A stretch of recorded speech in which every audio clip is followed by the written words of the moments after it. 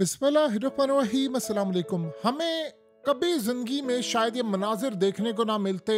आज ईरान की वजह से मनाजिर देखने को मिले हैं। ईरान ने इजराइल को उजाड़ कर रख दिया है। तेल अवीव आज के बाद खत्म शुदा, आप समझे, उसके इख्तिताम का आगाज हो चुका है। आज जो ईरान ने हमले कर दिए हैं, इस पूरी जंग में ऐसे मनाजिर आपने नहीं देखे। आपने हॉलीवुड की फिल्मों में इतनी तबाही नहीं देखी होगी, इतने तो आपने वीएफएक्स के मामला नहीं देखे होंगे जितनी आज ईरान ने तबाही कर दी है। ईरान के मिसाइलों ने आज इसराइल के शहरों को मलियामेट कर दिया है। गजा वाले जिन लोगों के लोग मरे थे, आज वो देखकर कह रहे हैं कि देखो, आज मकाफाते अमल का दिन है। आज वो दिन है कि जहां पर हमें पता चल रहा है कि तबाही हुई है। इमेजिन कीजिए, आज इतनी तबाही हुई है, इतनी तबाही हुई है कि इजराइल की स्टॉक मार्केट की पूरी बिल्डिंग को तबाह कर दिया है। यानी इतनी तबाही है कि हमने आज से पहले इतनी तबाही अपनी जिंदगी में भी नहीं देखी। और इस सूरत हाल में खाली ये मामला नहीं है, उन्होंने एक पूरे के पूरे अस्पताल को उड़ा दिया है, जो फौजियों का अस्पताल था, जहां पर इजराइल के फौजियों को रखा गया था। और उन्होंने जिस अस्पताल को उड़ाया है, ये बेसिकली अस्पताल के करीब एरिया भी था, वहां पर इजराइल के फौजियों का इलाज है। आज आप अपनी आंखों से तेल अवीव को गजा बनते हुए देख रहे हैं। यानी यकीन नहीं आता कि ये गजा नहीं है, ये तेल अवीव है। लेकिन इस सूरत हाल में क्लियर पैगाम दिया गया है आज ईरान की जानिब से। उन्होंने 30 मिसाइल मारे हैं और कई तेल अवीव और इसके इर्द गिर्द जाकर लगे। ये इतनी तबाही थी, आप ये समझ लें कि आज पूरे का पूरा इजराइल घुटनों पर गिरा दिया है ईरान ने। शायद हमने अपनी पूरी लाइफ में सोचा नहीं था, देखा नहीं था कि कोई मुल्क इतनी तबाही इजराइल की कर देता है।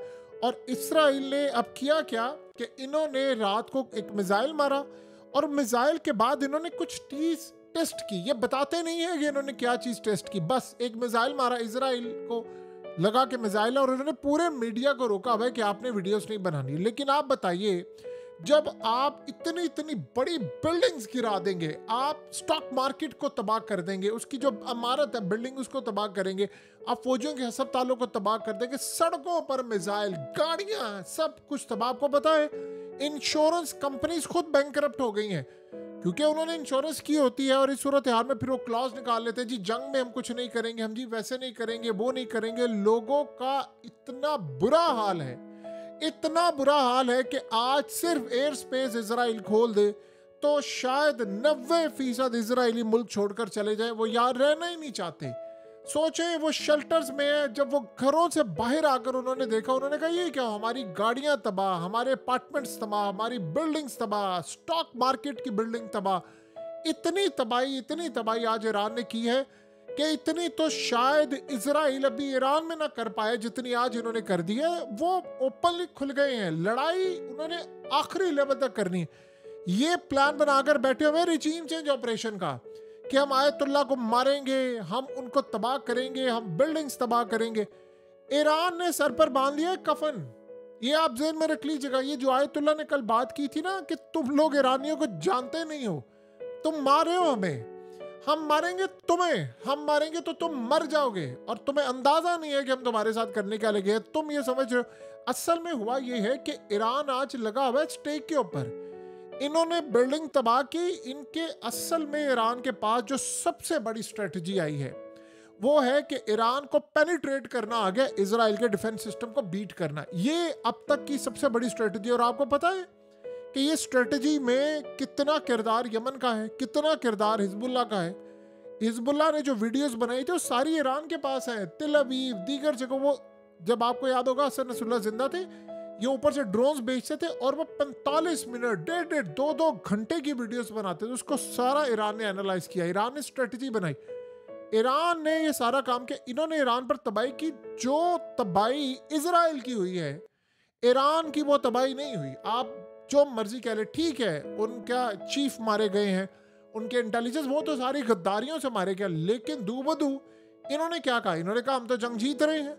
ये अब जंग जीत रहे, पूरे का पूरा तेल अवीव आज से खत्म शुदा है। आप समझ रहे, ये उसकी यानी बर्बादी का बिल्कुल आगाज है। अब सबसे बड़ा मसला यहाँ पर यह है कि ईरान ने कहा है कि अभी तो हम वो मिसाइल इस्तेमाल ही नहीं कर रहे हैं कि जो मिसाइल इजराइल की तबाही करेंगे। अब सवाल यहाँ पर यह है कि अगर ये यहाँ पर ये तबाह कर सकते हैं तिल अवीव, हसपताल, पूरे के पूरे। अब आप एक बात बताइए, हसपताल के अंदर इजरायली फौजियों का हसपताल है, फौजी वहां पर मौजूद नहीं थे?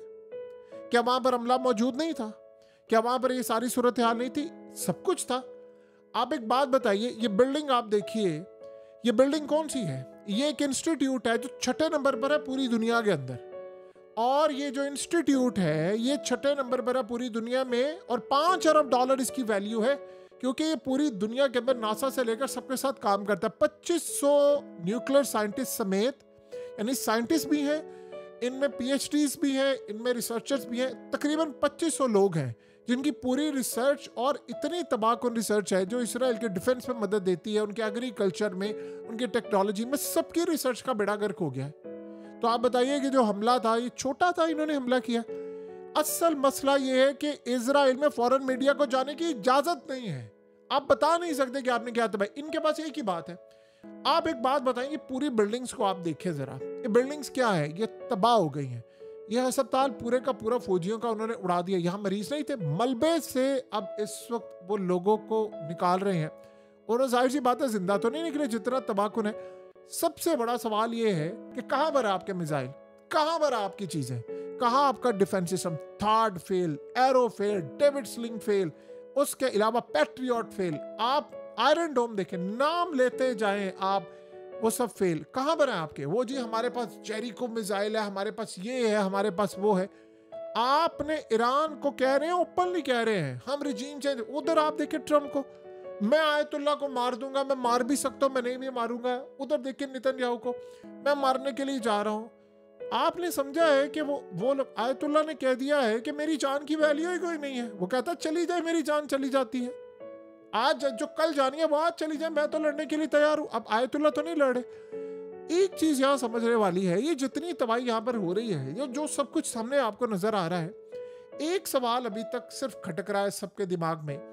देखिए, जानों का कुछ नहीं पता, इजराइल मार सकता है आयतुल्ला को, उसकी रीजन ये गद्दार है वहां पर। लेट्स से अगर ये कुछ करते हैं, क्या ईरान रुकेगा? ये सबसे बड़ा सवाल है।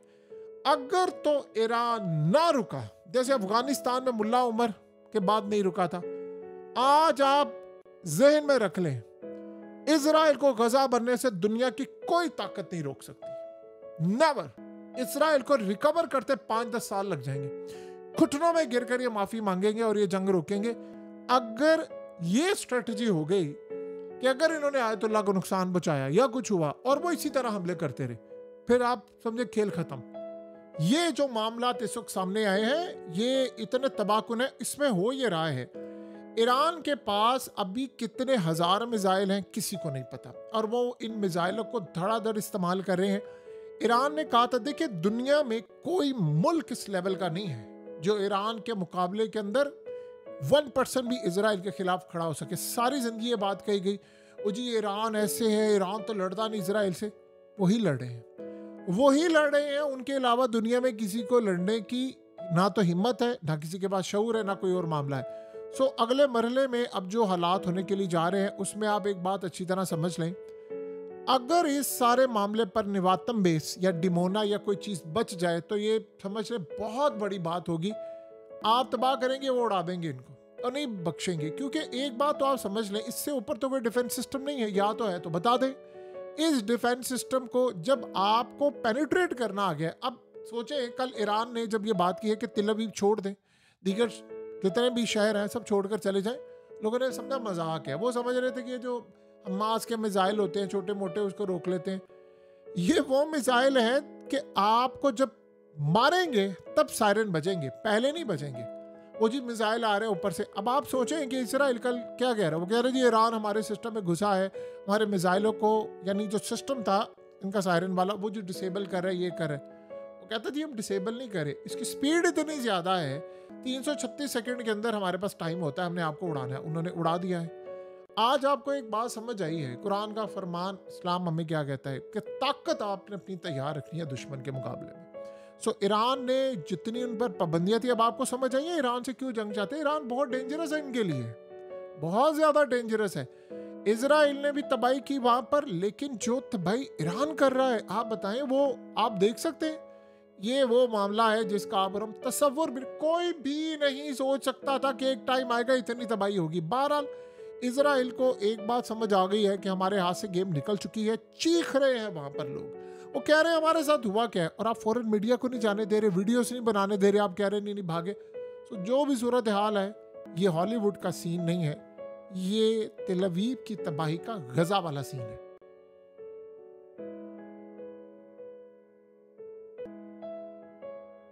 हकीकत टीवी को सब्सक्राइब करना मत भूलें, वीडियो को लाइक करें, शेयर करें और कमेंट सेक्शन में अपनी राय का इजहार जरूर करें।